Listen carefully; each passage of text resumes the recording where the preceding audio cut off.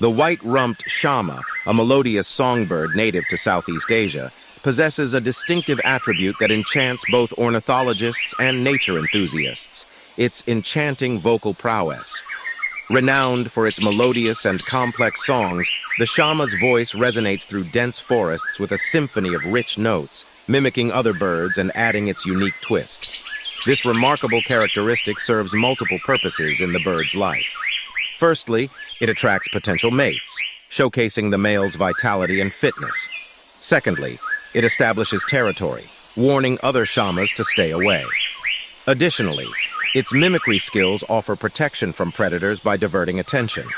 In essence, the white-rumped shama's melodious voice epitomizes its survival and reproductive strategy, making it a true avian virtuoso.